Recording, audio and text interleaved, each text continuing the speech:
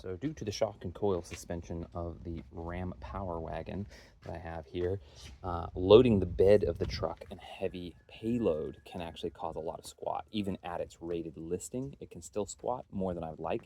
And if the load in the bed itself is uneven, which I just had happen with 2 bags of crushed gravel that I was using for drainage, it caused the body roll to be really dramatic while driving. It was actually kind of uncomfortable and terribly scary. But I got these air suspension, air springs here, and I just did a driveway installation. It takes about an hour, or a little bit less maybe, to get these all set up. It's pretty easy. All said and done, there's actually a bump stop that normally goes on this piece here, and you just unbolt from those factory weld-on nuts the actual piece that's on there, and then put together this. There's a little bit of assembly required to put these like several pieces together, and then these you can compress with as much air up to I think 100 psi, and then lowest is 5 riding psi, the low end. And what these do will add pressure under the bed relative to the actual axle so that you don't get the squat or the wobble and sway. I just took out my DeWalt compressor because it's digital and loaded them up. I did 70 psi just as a pressure test to see how well they hold it. And again, this is the Load Lifter 5000 Ultimate Adjustable Air Springs by Airlift. This company has not sponsored this or even given me the product by any means, but I actually have the same company, Airlift HD 1000, on the Jeep, and those are great. Those make a huge difference from body roll. This particular model actually has a bump stop inside the airbag, so if you bottom out really hard, it saves you from that. There are a couple different models that fit the Ram. This specific one fits my 2020 Power Wagon, and this is model 88289 or 88289, and this is, you can get this on Amazon directly. I think it's $400, which is just about fair for what it's worth. These are the original bump stops that I took off. There's a metal plate and then the rubberized bump stop that stops it there. But as you can see, the bed of the truck is actually sitting quite a bit taller right now. I have some pictures from when it was squatted from the excessive weight that I had in it before, which is, it was pretty dramatic.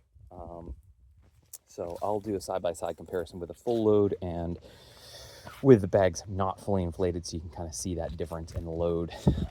Because I have the Ram boxes, was able to route the hoses on this side. Is a lot shorter the need. So because I used that cross member to route the hose from the other side, I just put them up through and it pops up into these Ram boxes. Actually drain out in the bottom so water can pour through them. And I'll make a nice little plate where these actually go, and I'll shorten up the hoses and make it nice and proper like I always do with everything. But just for the demo test, I did this, and this also gives me a power outlet here. So I plan on getting one of those little portable pumps that you can run off of DC, have it permanently plugged in here, and just get an AC-DC converter, and have this be the place where the button in the cab, if I just tap the on button to turn this power outlet on, it will then fill this to whatever I pre-select as the PSI for the bags. And I'll probably only ever run probably 70 or 80 PSI. I just want to level out the load because, again, I don't like hauling stuff that's uneven, and these make a huge difference for that type of hauling. So I would highly recommend Airlift. I've had nothing but extreme success with their company. Their customer service is awesome, and their products are really great. They're really well designed.